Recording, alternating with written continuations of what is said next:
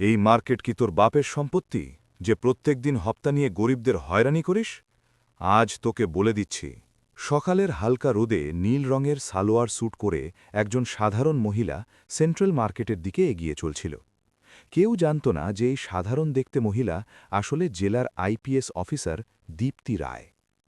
দীপ্তি রায় ইচ্ছাকৃতভাবে এমন রূপ নিয়েছিল যাতে কেউ তাকে চিনতে না পারে। তিনি তার পুরনো স্মৃতিতে ডুবে গিয়েছিল এবং হঠাৎ ভাবল যে আজ কেননা পুরনো দিনের মতো রাস্তার ধারে ঠেলা থেকে গরম গরম জিলাপি খাওয়া যায়। একটু এগোতে না এগোতেই তার চোখ পড়ল রাস্তার ধারে একটা ছোট ঠেলার উপর।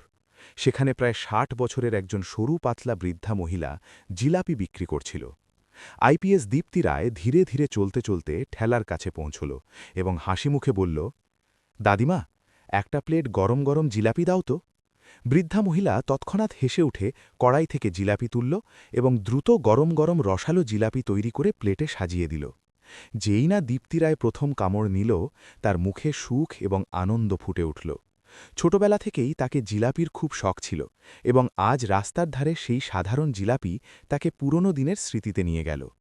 কিন্তু ডিউটি এবং ব্যস্ত জীবনের কারণে তাকে এমন সুযোগ খুব কম মিলত।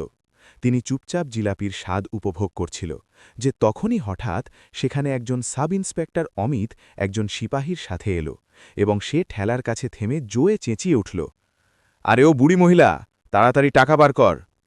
হঠাৎ আওয়াজ শুনে জিলাপি বিক্রি করা ৫০ বছরের মহিলা ঘাবড়ে গেল। তার হাত কাঁপতে লাগল। সে ঘাবড়ানো গলায় বলল, সাহেব, এখনও তো দিনে শুরু, এখনও তো আমি কিছু উপার্জন করিনি। গ্রাহকও তো এখনই এসেছে। সন্ধ্যায় এসো, তখন দিয়ে দেব। এখন সত্যি টাকা নেই। এটা শুনতেই সাব ইন্সপেক্টর অমিত আগুনের মতো রেগে গেল। সে কিছু না ভেবে সেই মহিলার গালে জোরালো চড় মারল। এই দৃশ্য দেখে আইপিএস দীপ্তি রায়ের রক্ত ফুটে উঠল। তিনি তৎক্ষণাৎ এগিয়ে এসে কড়া গলায় বলল, থামো সাব ইন্সপেক্টর সাহেব, তোমরা এদের কাছ থেকে কোন কথার টাকা চাইছ এবং কেন? কোন অধিকারে তোমরা এদের চড় মেরেছ? তোমাদের কোনো অধিকার নেই কোনো গরিব পরিশ্রমী মহিলার সাথে এমন আচরণ করার।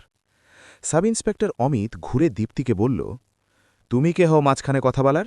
তুমি মাঝখানে পড়ো না। তোমাকে তো জানিও না কথা কি। বেশি বললে এখনই এখানে গ্রেফতার করে নেব। চুপচাপ দাঁড়িয়ে থাকো।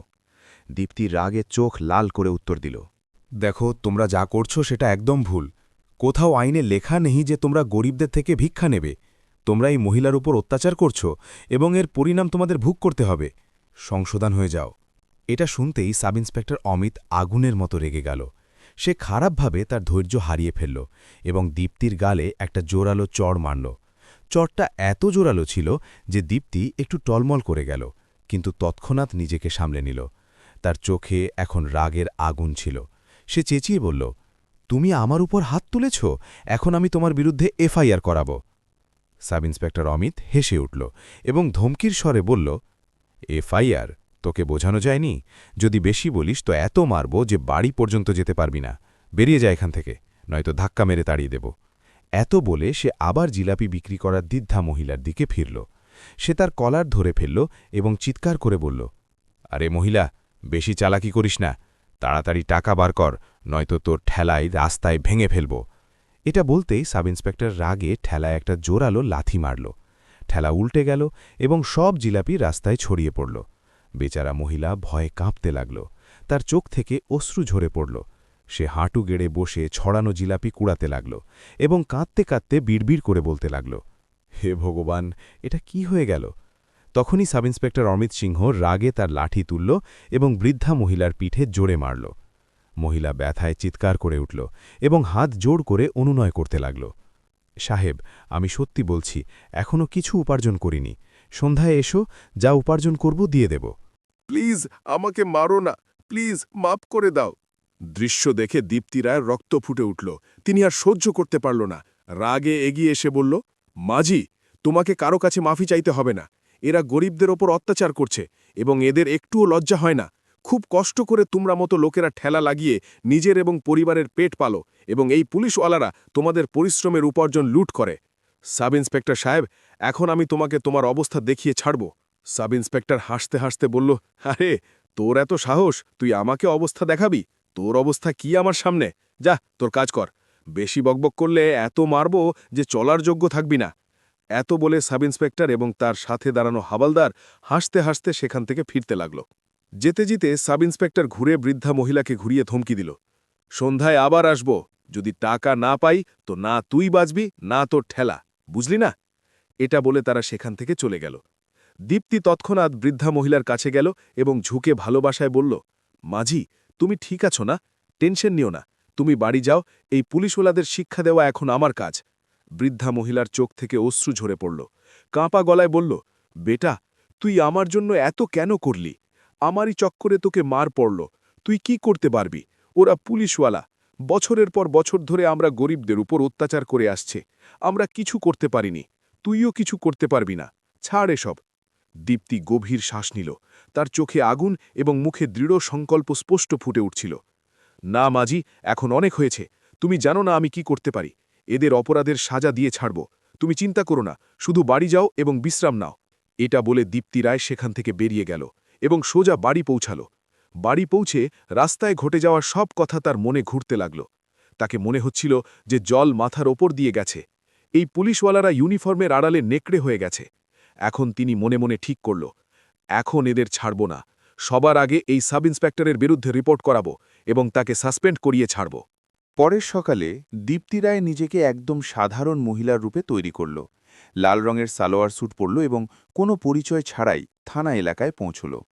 যেই না ভিতরে প্রবেশ করল, তখন দেখল সামনে কাঠের কাউন্টারের পিছনে হেড কনস্টেবল অমিত সিং ঘুমিয়ে পড়েছিল। তার পেট টেবিলে ঠেকেছিল এবং মুখ থেকে খড়রাটের হালকা আওয়াজ আসছিল। এক কোণে আরও দুজন সিপাহী বসেছিল, চায়ের চুমুক নিতে নিতে জোরে জোরে হাসছিল।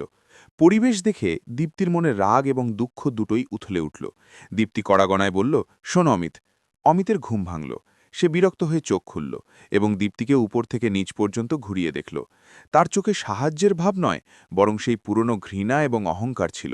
সাব ইন্সপেক্টর গর্জন করে বলল, কি হয়েছে এই সময়, কি করতে এসেছি সেখানে? দীপ্তি শান্ত কিন্তু দৃঢ় গলায় উত্তর দিল, আমি এখানে রিপোর্ট লেখাতে এসেছি। সাব ইন্সপেক্টর অমিত উঁচু গলায় জিজ্ঞাসা করল, রিপোর্ট কার বিরুদ্ধে এবং কার জন্য? দীপ্তি বলল, তোমার বিরুদ্ধে, কারণ সেই গরিব মহিলার জন্য যাকে তোমরা রাস্তায় জিলাপি বিক্রি করার সময় হয়রানি করেছিল, এবং সেই পরিশ্রমের উপার্জন যাকে তোমরা লাথি মেরে রাস্তায় ছড়িয়ে দিয়েছিল, এবং আমি যখন থামাতে গিয়েছিলাম তখন আমাকেও মেরেছিল। এটা শুনতেই অমিত জোরে হেসে উঠল। তার হাসিতে নিষ্ঠুরতা ছিল। সে বলল, রিপোর্ট তুই লেখাবি আমার বিরুদ্ধে? রিপোর্ট? আরে পাগলি, এখানে ন্যায় চলে না, এখানে চলে অমিতের লাঠি। চল ভাগ এখান থেকে, নয়তো থানার ভিতরে করে দেব। তখনই ভিতরের ঘরের দরজা জোরে খুলল এবং একজন বিজয় নামের এসপি থানার ভিতরে এলো, যে তার লম্বা চওড়া রাবারের মতো মুখ নিয়ে দাঁড়িয়েছিল। কিন্তু তার চোখে মানসিকতার জায়গায় শুধু অহংকার এবং নিষ্ঠুরতা ফুটে উঠছিল। সে দীপ্তিকে দেখল এবং তার মোছে তাও দিতে দিতে গর্জন করে বলল, কি হয়েছে অমিত? এই কোন মেয়ে? অমিত অবহেলায় উত্তর দিল, কিছু না সাহেব, এই সেই জিলাপি বিক্রি করা মহিলার কেস নিয়ে এসেছে, তাড়িয়ে দিচ্ছি এটাকে। বিজয় ধীরে ধীরে দীপ্তির কাছে এলো। সে তাকে এমন দেখল যেন সে কোনো কীট পতঙ্গ। তাকে জিজ্ঞাসা করল, কি নাম তোর? দীপ্তি দৃঢ় গলায় বলল, দীপ্তি রায়, এবং আমি এখানে রিপোর্ট লেখাতে এসেছি।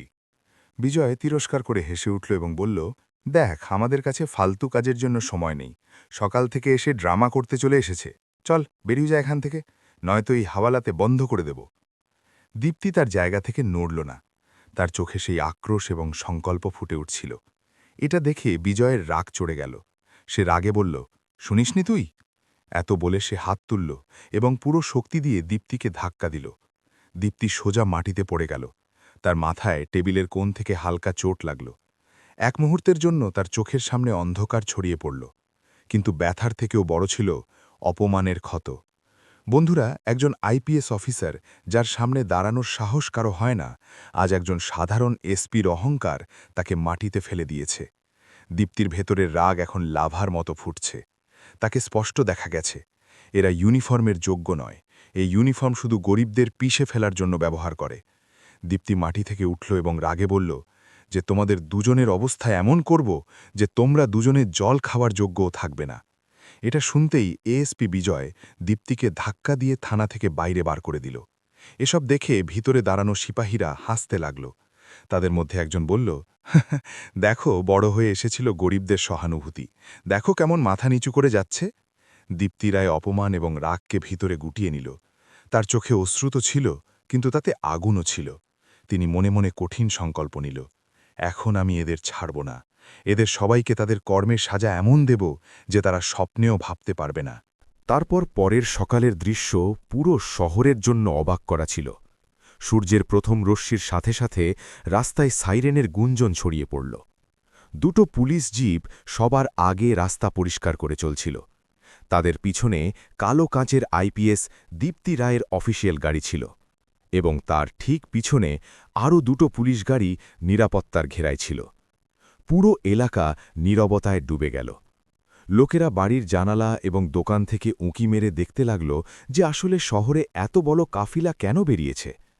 যেই না কাফিলা থানা এলাকাকে এর প্রধান দরজায় এসে থামল, গাড়ির দরজা একসাথে খুলল।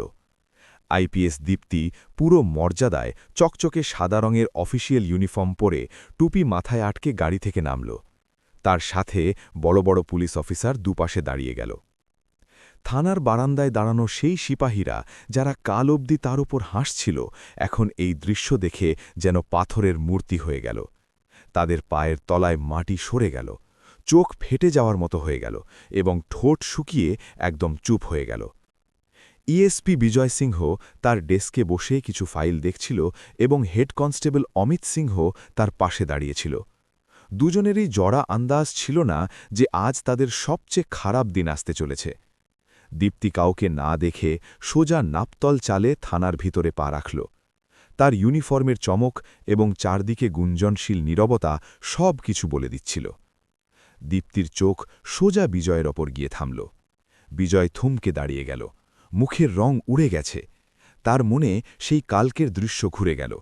সেই মেয়ে যাকে সে এই থানা থেকে ধাক্কা দিয়ে বাইরে করেছে, অপমানিত করেছে, এখন সেই মেয়ে আজ এই থানায় আইপিএস হয়ে দাঁড়িয়ে আছে। বিজয়ের পাশে দাঁড়ানো অমিত সিংহ হতবাক হয়ে গেল। তার মুখেও ভয় স্পষ্ট ফুটে উঠছিল। দীপ্তি ঠান্ডা কিন্তু খুব কড়া গলায় বলল, কি হয়েছে? মুখের রং কেন উড়ে গেছে? মনে আছে না, যখন আমি জিলাপি বিক্রি করা মহিলার সাথে করা দুষ্কর্ম দেখে যখন রিপোর্ট লেখাতে এসেছিলাম, তখন এখান থেকে ধাক্কা মেরে বার করেছিলে আমাকে? আজ সেই দরজা থেকে ফিরে এসেছি। ফারাক শুধু এটুকু যে কাল আমি সাধারণ পোশাকে সাধারণ লোকের মতো হয়ে এসেছিলাম এবং আজ আইপিএসের ইউনিফর্মে আছি। বিজয় এবং অমিতের কাছে কোনো উত্তর ছিল না। দুজনের মুখ ঝুঁকে ছিল। দীপ্তি কড়া গলায় বলল, তোমরা দুজনে গরিবদের ওপর অত্যাচার করেছ, আইনের মর্যাদা ভেঙেছ। এখন তোমাদের জনতার সামনে লজ্জিত হয়ে নিজের অবস্থা মনে করতে হবে। তিনি পিছনে দাঁড়ানো বড় পুলিশ অফিসারকে তৎক্ষণাৎ আদেশ দিল, দুজনের ইউনিফর্ম খোলো এবং সার্ভিস রিভলভার জমা করো। ইউনিফর্ম খোলার পর আইপিএস দীপ্তি রায় আরও কড়া আদেশ দিল, এখন এদের দুজনকে সেই মার্কেটে নিয়ে যাও যেখানে সেই বৃদ্ধা মহিলা জিলাপি বিক্রি করছিল এবং জনতার সামনে এদের থেকে মাফি চাওয়ানো হোক। পুরো থানা এবং নিরাপত্তা কাফিলা মার্কেটের দিকে এগোল। মার্কেটে লোকের ভারী ভিড় জমে গেল। সেখানে বৃদ্ধা মহিলা তার জিলাপি বিক্রি করছিল। দীপ্তি ভিড়ের সামনে বলল, মনে রেখো যে গরিবদের অধিকার খায় তার এই পরিণতি হয়। তারপর তিনি এসপি বিজয় সিং এবং হেড কনস্টেবল অমিত সিংকে বলল, এখন ঝুঁকো এবং এই বৃদ্ধা মহিলার থেকে মাফি চাও। ভিড় নীরবতায় দাঁড়িয়ে দেখছিল। দুজন অপরাধী কাঁপা হাত জোড় করে বৃদ্ধা থেকে মাফি চাইল, কিন্তু সাজা এখানে শেষ হল না। আইপিএস দীপ্তি রায় পরের মুহূর্তে আদেশ দিল, এখন এদের সাদা গেঞ্জি এবং হাফ প্যান্টে পুরো মার্কেটে দৌড়ানো হোক। আগে আগে এই দুজন দৌড়াবে এবং পিছনে পিছনে আমার কাফিলা চলবে, যাতে লোকেরা দেখে যে ক্ষমতার দুরুপযোগ করা লোকদের পরিণাম কি হয়। কিছুক্ষণ পর পুরো শহর এই দৃশ্য দেখছিল। আগে আগে বিজয় এবং অমিত ঘামে ভেজা অপমানিত হয়ে দৌড়াচ্ছিল এবং পিছনে পিছনে আইপিএস দীপ্তি রায়ের রাজকীয় গাড়ি এবং পুলিশ অফিসারদের কাফিলা চলছিল। লোকেরা তালি বাজিয়ে এই ন্যায়ের উদাহরণের স্বাগত করছিল। প্রত্যেকে এটাই বলছিল, সত্যিকারের ন্যায় হয়েছে, গরিবদের ওপর অত্যাচার করা লোকদের তাদের আসল অবস্থা দেখানো হয়েছে। তো বন্ধুরা, এই কাহিনী শুধুমাত্র বিনোদন এবং শিক্ষার উদ্দেশ্যে তৈরি করা হয়েছে। এতে দেখানো সব চরিত্র, ঘটনা এবং সংলাপ কাল্পনিক। কোনো বাস্তব ব্যক্তি, প্রতিষ্ঠান বা ঘটনার সাথে এর কোনো সম্পর্ক নেই। অনুগ্রহ করে এটাকে শুধু কাহিনী হিসেবে দেখো এবং এর আনন্দ নাও। আমরা কারো অনুভূতিকে আঘাত করতে চাই না। যদি তোমাদের এই কাহিনী পছন্দ হয়ে থাকে তাহলে এটাকে লাইক করো এবং যত বেশি লোকের কাছে শেয়ার করো। কমেন্ট করে বলো কোন ধাপটা সবচেয়ে ভালো লেগেছে এবং আমাদের চ্যানেলকে সাবস্ক্রাইব করতে ভুলো না, কারণ আমরা তোমাদের জন্য এমনই প্রেরণাদায়ক কাহিনী নিয়ে আসতে থাকব। ধন্যবাদ।